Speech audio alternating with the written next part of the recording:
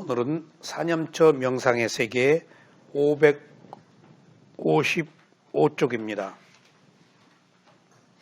지금 우리는 몇 년 동안 부처님이 깨달음을 얻은 위파사나 수행에 관한 공부를 하는데, 위파사나 수행을 또 다른 말로 하면은 사념처라고 합니다.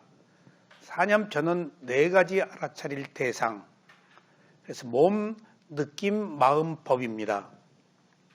그래서 오랫동안 몸을 알아차리는 수행에 관해서 공부를 했고, 그 뒤에 느낌을 알아차리는 수행에 대해서 공부를 했고, 그 다음에 마음을 알아차리는 수행에 대해서 공부를 했습니다.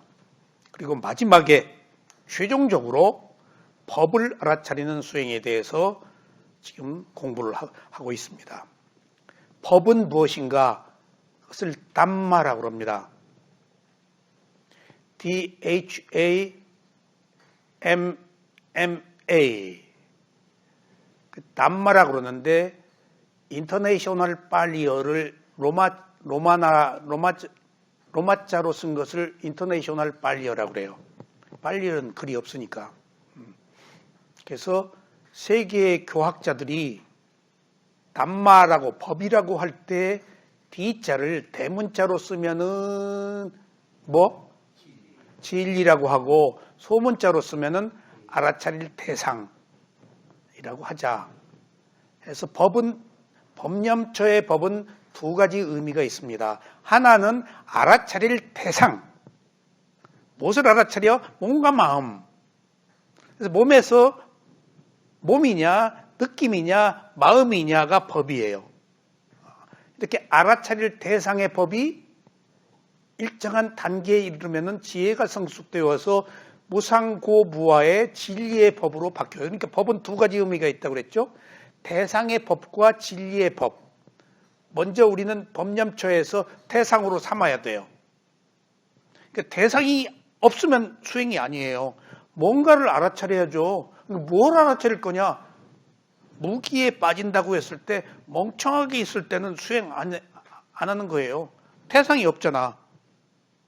그러면 멍청하게 빠져 있을 때 수행을 안 하는 것인데, 그때 대상을 삼아야 되면은 무엇이 대상일까? 그때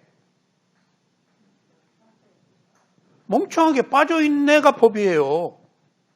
현재를 알아차리는 것, 현재 내 몸과 마음의 상황을 알아차리는 것. 누구를 미워할 때 그때는 뭐가 법일까? 미워하고 있네? 라고 아는 게 법이야. 그리고 나서 이제 호흡으로 몸으로 갈 거냐? 미워하는 마음으로 인해 생긴 느낌으로 갈 거냐? 미워하는 것을 알고 있는 그 마음을 알아차릴 거냐 해서 심으로 선택은 자유라고요. 보통은 다 몸을 선택하지만은 승에 따라서 느낌을 보게 할 수도 있고, 느낌이 강한 사람, 가슴이 막 콩닥콩닥 뛴다, 막 무겁다, 어떤 그런 느낌이 강할 때는 느낌을 봐야지. 즐겁다, 괴롭다가 느낌입니다, 여러분들. 행복과 불행은 뭘까요? 느낌이에요. 그게 다 느낌이에요. 우리가 여기를 다 왔어? 그럼 차갑지? 차가워서 좋은 사람은 차갑다라는 기본적인 맨 느낌에서, 어떤 사람은 차가워서 싫어. 그래서 육체적 느낌이 일어나고, 차가워서 죽겠네 라고, 그냥 차가워서 싫어가 차가워 죽겠네라고 하면 정신적 느낌으로 발전해요. 느낌이 차가워서 차갑네 맨 느낌에서, 차가워서 좋다 하는 것은 육체적 느낌. 아이고 차가우니까 아주 시원하고 좋네 하고 또 정신적 느낌으로 넘어가지. 느낌은 상황에 따라서 그렇게 증폭돼요. 그래서 뒤집어지고 자살하고 뭐하고 하는 것들이 느낌이 증폭되어서 그래요. 다 좋아하고 싫어하는 거, 원수지고 하는 것들이 느낌의 증폭이에요. 그러니까 그 느낌본 수행을 할 거냐? 마음본 수행자들은 그것을 알고 있는 그 마음을 대상으로 볼 것이냐 하는 것들이 총체적으로 법의 개념에 속한다. 그것을 법이라고 그런다. 그렇게 해서 일단 대상으로 법을 알아차리고 보면 그 다음에 이것은 무상하네. 딱 세 가지 답밖에 없어요. 여러분들이 몸과 마음을 가지고 있는 어떤 문제든지 마지막 최종적 진리는 세 가지밖에 없어요. 변한다. 근데 부처님은 변한다라는 무상만 얘기해요. 그 뒷얘기는 잘 안 하세요. 너무 어려워서.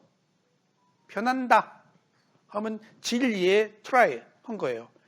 그 다음에 무상, 변한다는 것 뒤에, 그 뒤에 변한 것으로 인해서 괴로움이 있다고, 괴로움을 해결하려고 해도 해결이 안 되네 해서 내가 없구나, 내 마음대로 안 되는구나 하고 꼬리를 내리는 무아를 단계적으로 얻도록 돼 있어. 그러니까 일단 무상만 얘기하면 그 무아로 가도록 돼 있어요.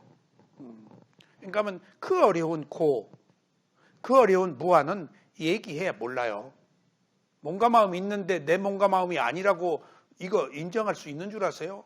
고생하고 또 고생하고 수행을 잘하려고 해도 안 되고 뭐 이러고 저러고 다 체념하고 포기했을 때 딱 수행이 잘 된다고요. 나라는 집착이 끊어졌을 때 소유 개념이 있는 한은 안 돼요. 그러니까 일정한 겪어야 될 고통을 겪고 나서 꼬리를 내렸을 때 무아가 와서 자유로워지는 거예요. 겪어야 돼요. 그래서 안 겪으면 안 돼요. 근데 겪는다고 내 마음대로 돼? 해결이 되냐고. 우리들의 괴로움이 이미 만들어진 괴로움이 어떻게 해결돼요? 에? 이모님만 잘 돼요. 괴로움이 해결.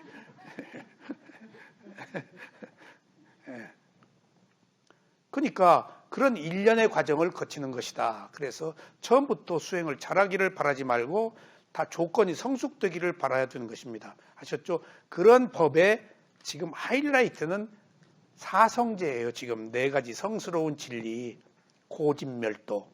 그러니까 불교의 진리를 크게 두 가지로 나누면은 12연기의 원인과 결과, 인과응보. 이것으로 의심에서 해방된 청정을 얻은 뒤에 위파사나로 넘어와 가지고 마지막에 고진멸도 사성제를 아는 거예요. 첫째, 네 가지 성스러운 진리 중에 괴로움이 있다. 괴로움의 원인은 집착이다. 괴로움은 소멸될 수 있다. 괴로움의 소멸에 이르는 길은 사념처 위파사나 수행이다. 성스러운 진리라고 해요. 깨달음으로 가는 진리, 성자가 되어야 아는 진리, 모든 것을 관통하는 진리. 그런 의미에서 마지막 하이라이트는 사성제예요. 네 가지 성스러운 진리. 그래서 사제, 네 가지 진리라고도 하고 성인이 되어야 아는 진리라는 의미에서 성자만이 발견할 수 있다라는 진리라고 해서 성스러울 성아리야 성자를 써요. 오늘은 555조 네 가지 성스러운 진리인 사성제는 다음과 같습니다. 첫째, 괴로움의 성스러운 진리를 고성제라고 합니다.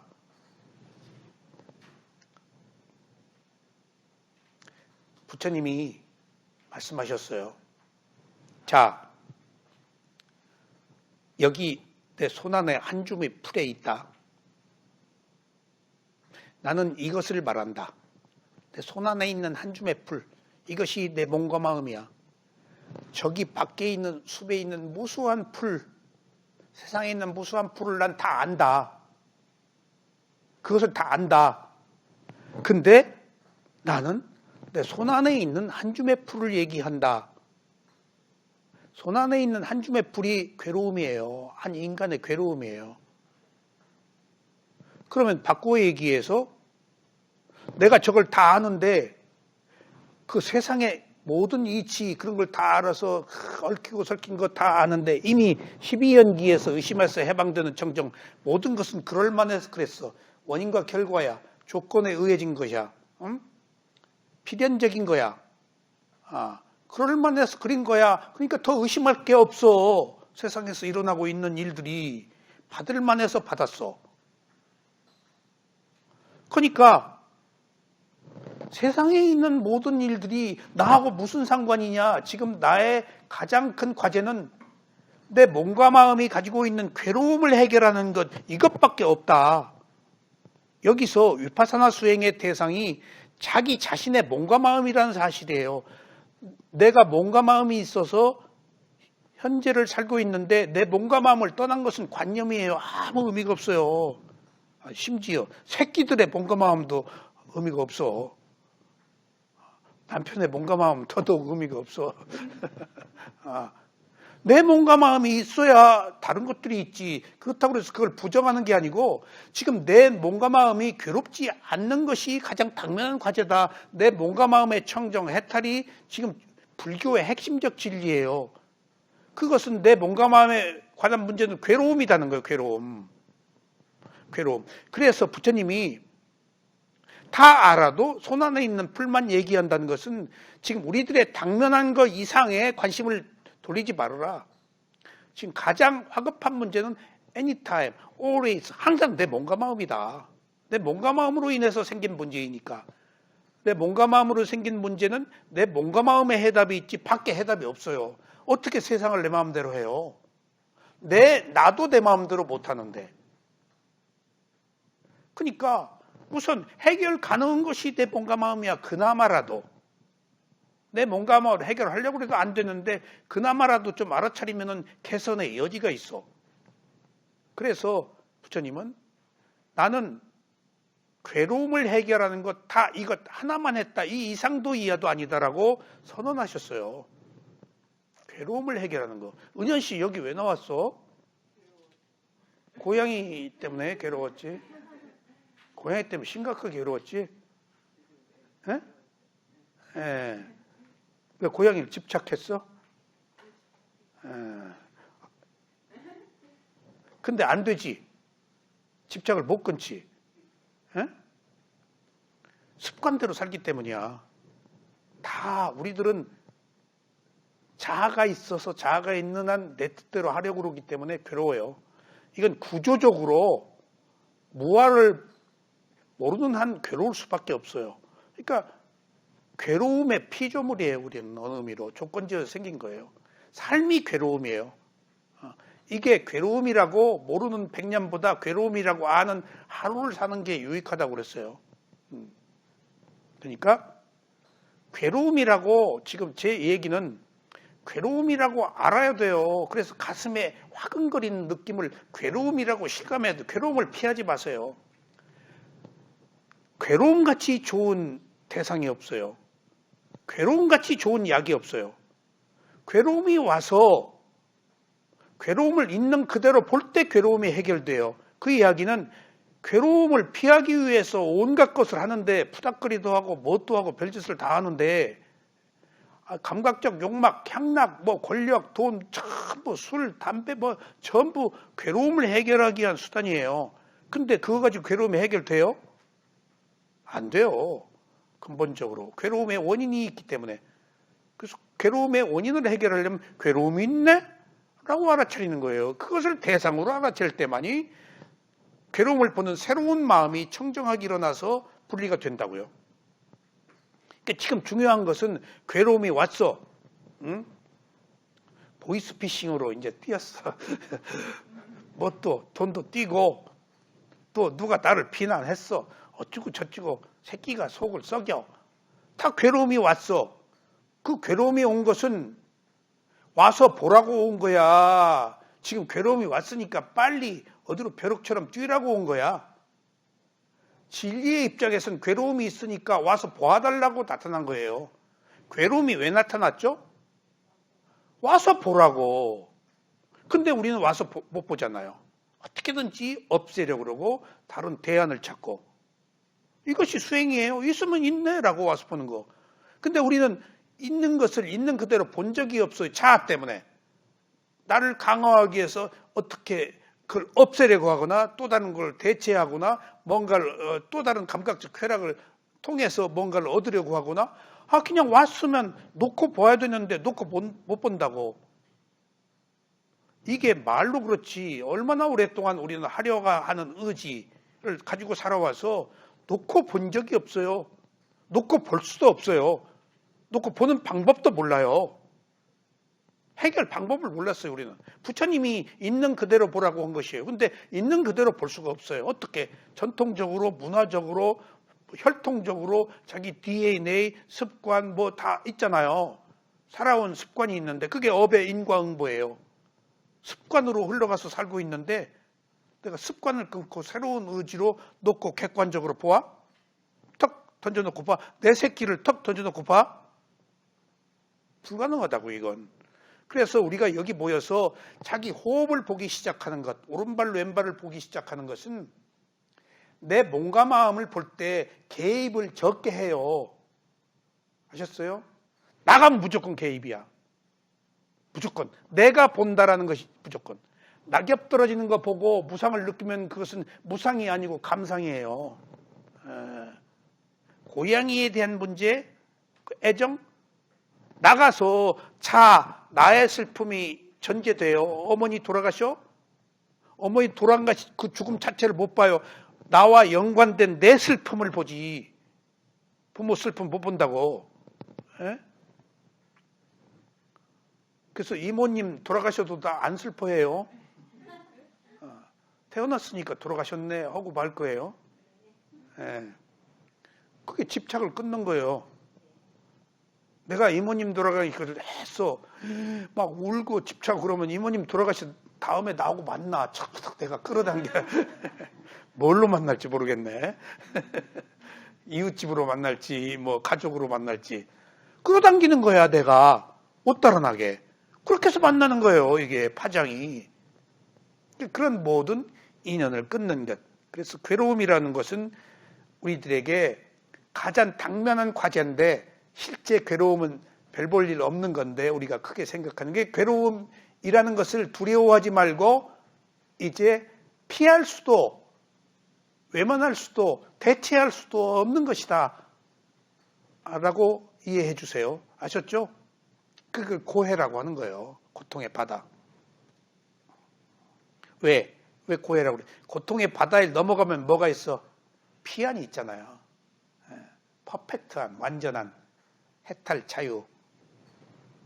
첫째, 괴로움의 성스러운 진리를 고성제라고 합니다. 고성제의 특성은 괴로움이 있다는 것입니다. 괴로움이 있는데 괴로움이 있다고 알아. 괴로워 죽겠네지. 괴로워 죽겠네지. 그래서 자살하고. 이 괴로움은 생명이 있는 한 피할 수 없는 진실입니다. 살고 있는 한. 왜냐하면 온갖 위협에 있으니까 생명에 대한 위협에. 태어났으면 뭐 해야 돼? 공부해야 되잖아. 그 다음에 또 뭐 해야 돼? 결혼하려고 선보여야 되잖아. 고통스러운 일이야 이거. 네. 한 인간이 몸을 누일 자리, 먹을 자리, 입을 자리가 간단한 건 줄 아세요? 예? 간단한 건 줄 아세요? 예. 뭐 하나 먹는 거, 뭐 하나 입는 거, 잠자는 거 이게 안 간단해요.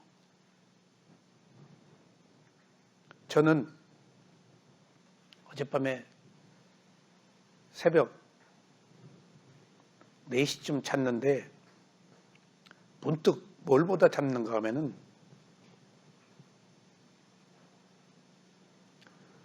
우즈베키스탄, 키르기스탄 그런 쪽의 연해주에서 스탈린에 의해서 강제에 이주당한 사람들,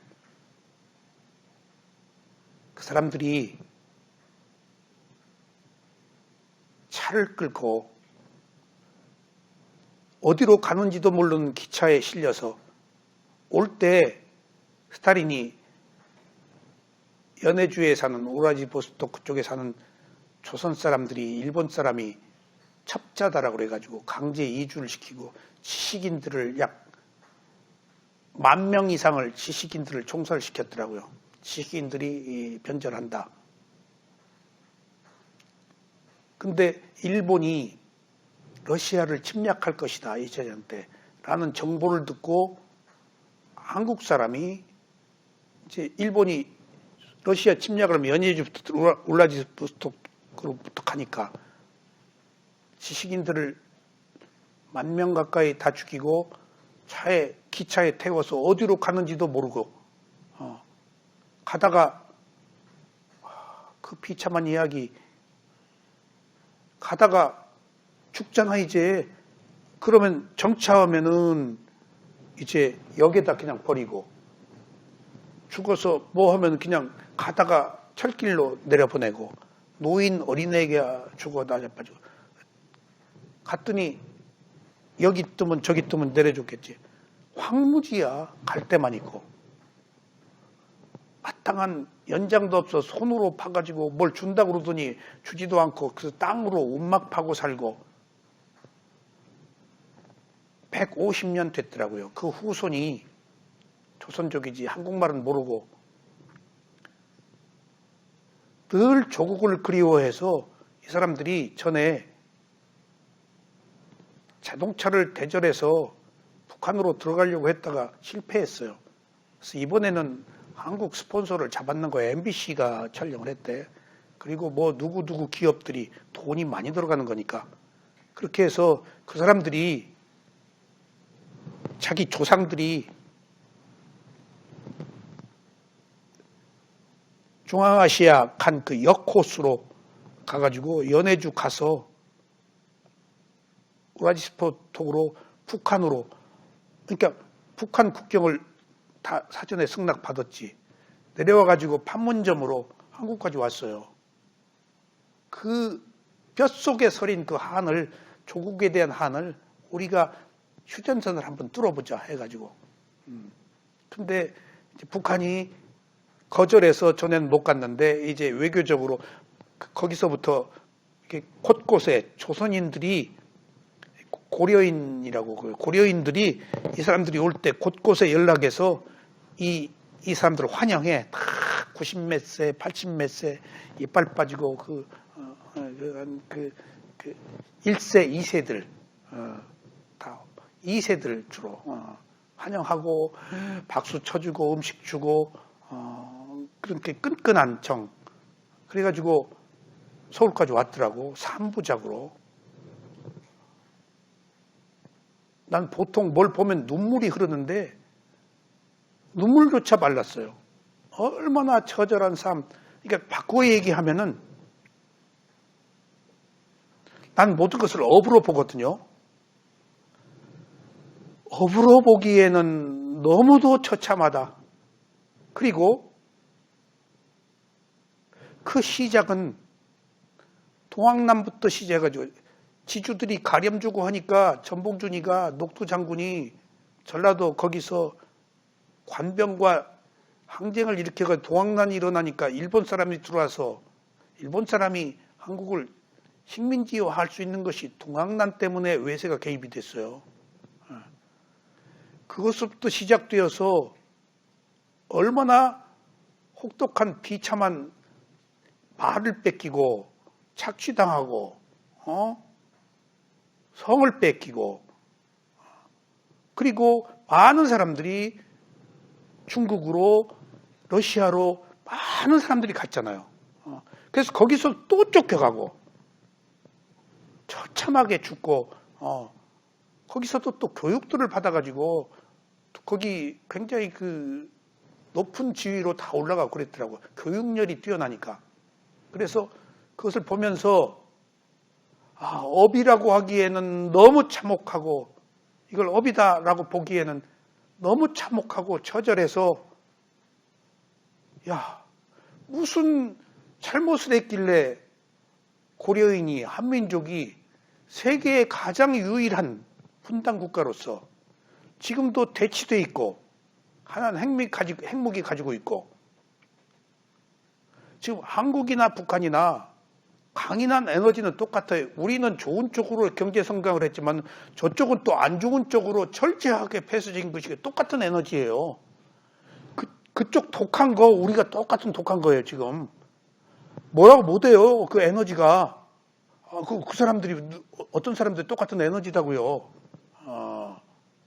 그러니까 우리는 다행히 좋은 쪽으로 해서 세계 지금 1등 국가가 발돋움을 지금 하고 있는 상황인데 저쪽은 더 처참해졌지만은 야 이게 세계의 유일한 민족이구나. 이스라엘은 오랫동안 역사적으로 헤매다가 나라 세워가지고 지금 강력한 국가가 됐잖아요. 이스라엘은. 미국을 지배하는 나라가 이스라엘이니까 미국의 언론과 예술, 자본, 그 다 이스라엘 유대인들이 다 지배하니까. 그러니까 세계사적으로 우리가 얼마나 많은 참혹한 원인을 했기 때문에 이렇게 처절한 고통을 마지막까지 겪고 있는 민족인가. 지금도 또 싸우고 옳다 그러다 싸우고 힘을 합쳐도 또 무한 때에 또. 그러니까 업이라고 하기에는 너무 참혹하구나. 그리고 키르기스탄 그쪽에 이제 러시아에서 해체됐잖아요. 해체되고 나서 독립을 했잖아요. 그럼 우리 쪽 고려인들이 성공을 했기 때문에 이 상위 계급 쪽에 있었던가 봐요. 그 나라에서 다 땅을 뺏었어요. 우리 고려인들이 다 만드는 땅을.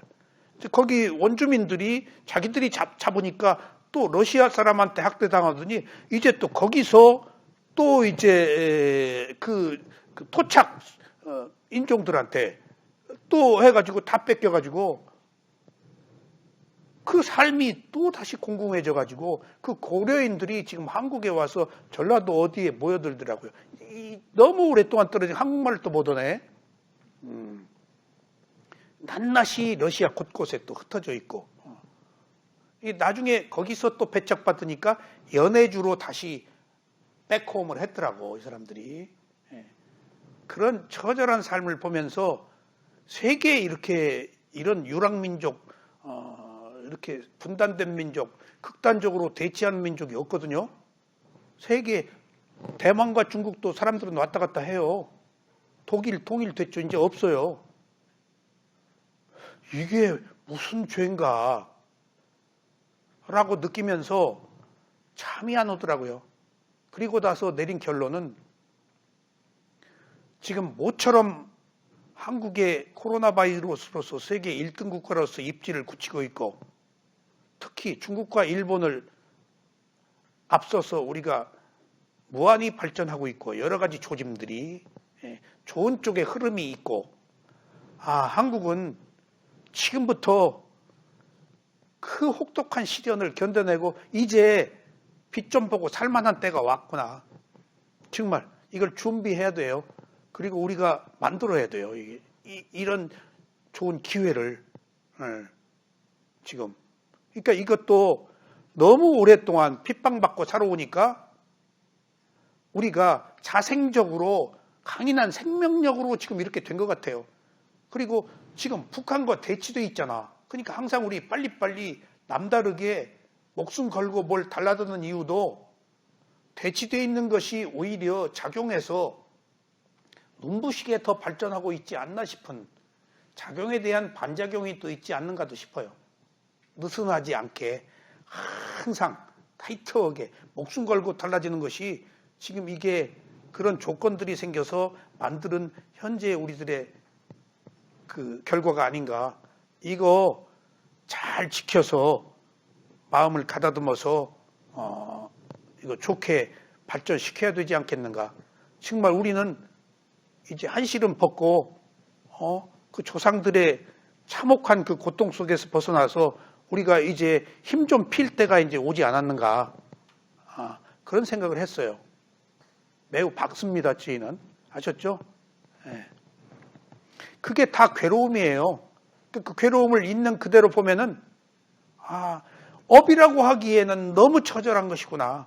어떻게 한민족이 유독 세계사에서 이런 가장 강한 핍박을 받는가. 그러니까 핍박에 대한 반작용으로 우리도 이제 어깨 펴고 살 때가 됐구나. 중국한테는 몇 년 동안 우리가 핍박받은 줄 아세요? 5,000년 동안 받았어요. 일본한테는요? 1,000년 동안 받았어요. 하루도 편할 날이 없었어요. 그러고도 살아남았어요. 하여튼. 그러니까 그런 강인함이 우리들의 생명력인데 지금 그리고 수행도 미얀마가 최고의 수행의 나라인데 저는 한국의 불교가 매우 밝다고 봐요. 지금 스님들이 다 이거 하거든요. 비구니 스님들이 위파사나 하고 그리고 뭔가가 썩어야지 그 썩은 데서 새로운 싹이 나와요. 지금 대안이 없어요. 대안이. 어떤 진리에 대한, 정의에 대한 대안이 마땅히 없어요. 근데 이 부디즘, 있는 그대로 보는 부디즘이 우리는 굉장히 정신적으로 뛰어난 민족이기 때문에 뭐가 옳고 그런지를 우리는 가리는 힘이 있어요. 빠지는 힘도 있지만은. 그래서 저는 미얀마가 위파사나 수행을 하는 나라이지만은 미얀마의 많은 스님들이 한국에 와서 다 이 법을 펴고 또 한국 사람도 물질적으로는 일정한 수준에 이르는데 정신적으로 지금 피폐해지고 헤매고 있기 때문에 그중에 위파사나 수행이 앞으로 우리들의 경제 발전과 더불어 굉장히 이거 저는 밝다고 봐요. 누군가 지금 이제 누군가가 우리는 지금 한국 불교 1600년은 다 문화재 전부 그 불교 문화재 아니에요. 그거에 의지해서 지금 현대 불교 후손들이 거기에 의지해서 살고 있지만은 다 문화재 입장료로 뭘로 좋은 절로 1600년 동안 만들어진 전통 아니에요, 불교가. 근데 그것과 다른 부처님의 깨달음을 얻은 위파사나 수행은 지금 이제 이 땅에 평등 있는 그대로 보는 객관적 시각, 치성을 고결하게 하는 그런 수행이 이제 왔다는 것은 이제 흙바닥이지만은 자갈밭이지만은 조금씩 시간이 필요해요. 하루아침에 되면 이상한 거예요. 그건 하루아침에 되면 이상한 거예요. 그거 더 위험한 거예요. 뭔가 야합한 것이고 혹세무민한 것이고 자기 잘난 체 하려고 지금 뽐낸 거예요. 참된 진리는 제 스스로의 가치를 드러내려면 때가 필요해요. 그냥 하루아침에 막 쿵짝쿵짝 푹 치고 장구 치고 하는 것은 그 위험한 거라고 사람 현혹시킨 거예요. 진리는 그럴 수가 없어요. 진리는 매우 소수가, 양식이 있는 소수가 선택하는 것이기 때문에 그런 의미에서 우리가 고단하고 괴로운 세월을 살고 있지만은 저는 상당히 여러 가지 희망적인 조짐을 보고 있습니다. 자, 고성제의 특성은 괴로움이 있다는 것입니다. 이 괴로움은 생명이 있는 한 피할 수 없는 진실입니다. 괴로움은 화를 내게 하고 사람을 비참하게 만듭니다. 괴로움을 빨리어로 둑하라고 합니다. 이는 하찮은 것이라는 뜻의 두와 비어있다는 뜻의 카의 합성어입니다. 그러니까 하찮고 비어있다가 뭐지? 실체가 없다. 자, 은현 씨, 고양이 죽어서 괴로웠지? 내가 보면 하찮은 거요. 그리고 태어났으면 죽어야 돼. 실체가 없는 거야, 나 괴로움은. 그 순간 내가 그것을 집착했기 때문이야. 그러면은 내가 돈이 없어서 괴로워? 시험에 떨어져서 괴로워? 병이 나서 괴로워? 아니, 생길만 해서 생긴 거야. 그 생길만 해서 생긴 거야. 업의 과보로 온 것이기도 하고 내가 선택한 거야 또. 그리고 내가 괴로워서 그렇지 객관적으로 보면 아무것도 아닌 거야. 시간이 지나놓고 보면은. 응? 우리가 그렇게 고통스러운 것도 하루 이틀만 지나면 아무것도 아니야. 내가 그것을 놓지 않고 문제로 삼아서 괴로움이 있으면 받아들이면 끝인데 못 받아들이니까 괴로운 거 아니야. 올만해서 왔네 그러면 끝인데. 그러니까 그것은 하찮은 거야. 우리들이 괴롭다라고 하는 것은 실제 하찮은 거예요. 왜냐하면 내가 키운 거야. 손에 안 날려고 그러고 피해 안 보려고 그러고 올만해서 온 거면 하찮은 거야. 정말 하늘이 무너졌어? 그리고 다 죽었어?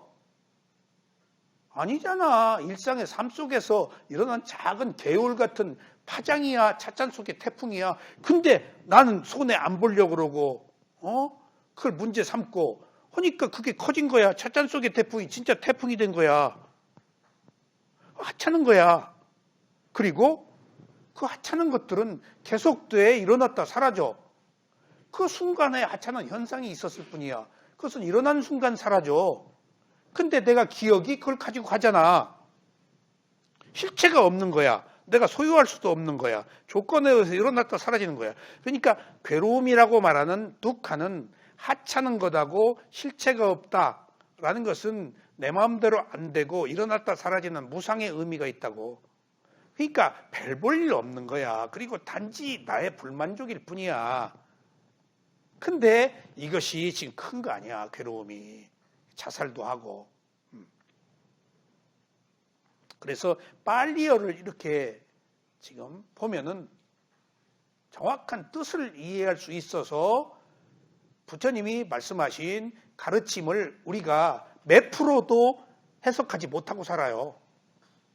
문자적으로 관념적으로 받아들이기 때문에. 그러니까 빨리어 뜻을 알면은 그런 뜻이네. 그 대표적인 오역이 둑하와 고입니다. 지금. 민경 씨, 둑하가 뭔 말이라고?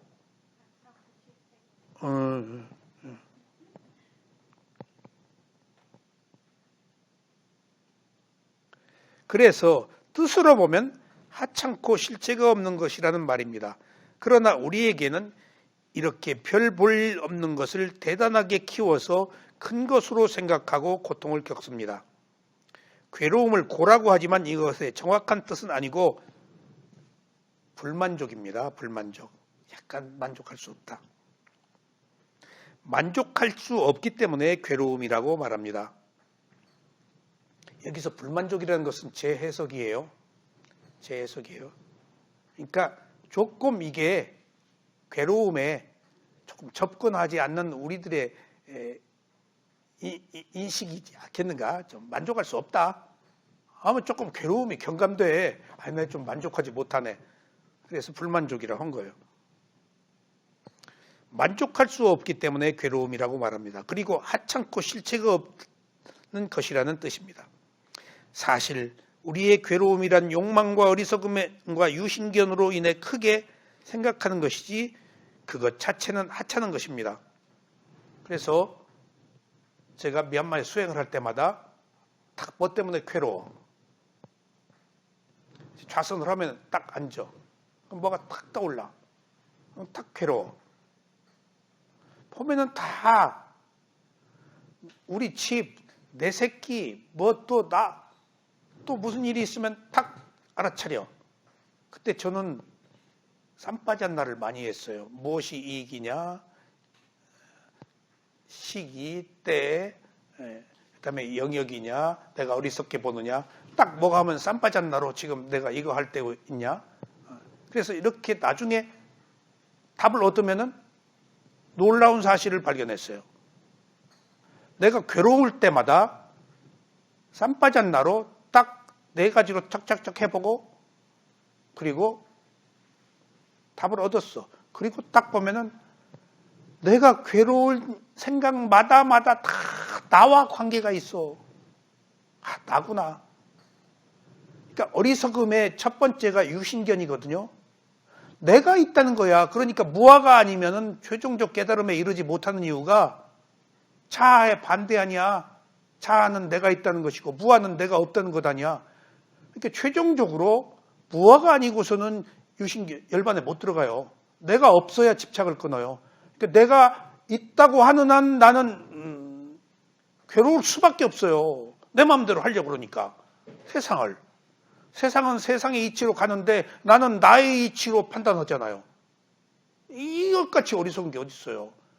뭔가 마음은 있지만 내 마음대로 안 되는 세상, 내 마음대로 안 되는 뭔가 마음이라고요. 그래서 무슨 일 있으면 딱 내가 있어. 무슨 일? 딱 내 새끼 때문에. 무슨 일? 내가 그때 국립극장에 무슨 직책을 맡고 있었을 텐데, 뭐 이렇게 내가 발레 학교 어떻게 다 어떻게 하도록 해두었는데 정식 공무원이 아니고 사회단체 국립극장 안에 있는 그런 단체 있어요. 그러니까 괴로움이 생길 때마다 반드시 보면 나라는 것이 있어. 나라는 것이 없을 때는 나와 무관한 것이야. 그 괴로움은 내가 만드는 것이야. 그리고 따져놓고 보면은 다 나는 내가 미얀마에 수행하고 있으면 한국이 내가 없어서 큰일 날 뻔한 줄 알았어. 농담 아니야. 내가 비워놓으면 이거 우리 집도 갔다 오면 더 잘 살고 있어. 말은 좀 표현은 이상하지만은 내가 미얀마 갔다 뭐 몇 년 만에 1년 만에 뭐 오면은 없던 막 가죽 소파가 탁 생기고 또 몇 년 만에 오면 막 이렇게 컵을 넣으면 얼음이 두두둑 막 떨어지는 게 이기고 막 이놈의 뱃내가 나 없는데 호의호식을 사치를 하고 있네라고 속이 막 화가 확 뒤집어지고 어느 때는 갔다 오니까 초등학교 다니는 온 식구가 삐삐가 하나씩 다 있어. 내 수준에서 용납이 안 됐어요. 애들까지 무슨 삐삐야. 그랬더니 그게 다 통신수단으로 어린애 교육상 필요한 건지 모르고 그런 것처럼 다 내가 미얀마에서 괴로울 때마다 다 나와 관계 있다라고 생각했는데 한국에 와서도 또 내가 화가 불끈 3달 동안 화가 안 나요. 근데 3달이 지나면서도 화가 나요. 근데 3달 이전에 거기 수행을 하고 뭐 화 안 나요. 마음이 평정을 얻었기 때문에. 근데 가족은 팍팍 침을 넣어도. 가족은 확 치밀러 올라.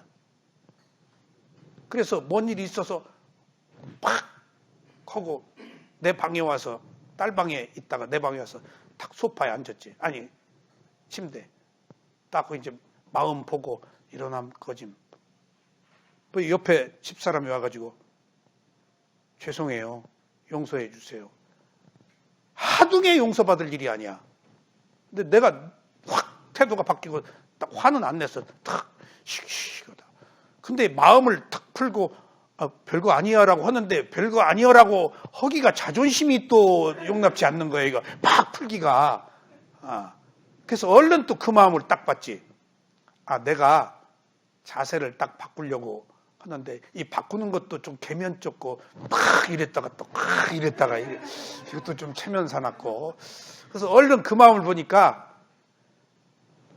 서푼어치 값도 안 나가는 자존심이 있어서 내가 풀지 못하구나 하는 것을 알으니까 딱 내가 나 화났어. 심대고 우리 스승이 이런 일이 있을 때는 얼른 마음 보고 호흡을 보라고 그랬어. 그래서 한번 해본 거야. 그랬더니 역시 아무것도 아닌 거네. 초등학교 4학년짜리 삐삐가 있더라고. 그래서 고등학교 다니는 애 건 줄 알고 얘 놓고 갔네 그랬더니 4학년짜리 거래. 아니 4학년짜리한테 무슨 삐삐를 사줘. 그것이 이제 여기 한국 문화 뭐 1, 2년씩 있다가 오면요 여기 그 휙휙 바뀌어요. 휙휙 바뀌어 버려요. 우리 딸이 둘째 딸을 큰 딸로 알았더니 걔가 울더라고. 아빠가 날 몰라본다고. 둘째 딸이 큰 딸인 줄 알았어. 뭐 확각 바뀌어. 나중에 보니까 애가 어디 있는가 삐삐로 애가 어디 있는가 그게 교육상 필요하더만. 근데 그건 나는 사치다 그렇게 봤단 말이에요. 그런 것처럼 실제 우리가 괴로움이라고 놓고 보면은 내 자존심에 관계된 것이고 나와 관계된 것이고 내가 손에 안 날려고 한 것들이지 실제 있는 그대로 보면은 하찮은 것이에요. 아셨죠? 김 교수님, 뭐가 가장 큰 괴로움이에요 지금? 그러니까 지금 그거 많이 내려놨잖아요. 저요? 네. 괴로움 없습니다. 없죠? 네. 그러니까 근데 그 의식 속에 미세한 게 있어요. 미세한 게 있어요. 알아차리면 순간적으로 사라지죠. 그렇죠. 그러니까 지금 우리가 알고나 괴롭자고 알고 괴로운 거다고 모르고 괴로운 거다고 이렇게 달라요. 모르고 괴로운 것은 첩첩산중으로 중첩되는데 알고 괴로우면 가벼워져요.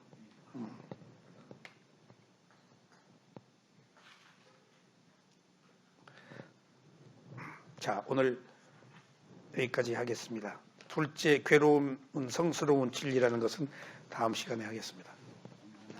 자, 감사합니다.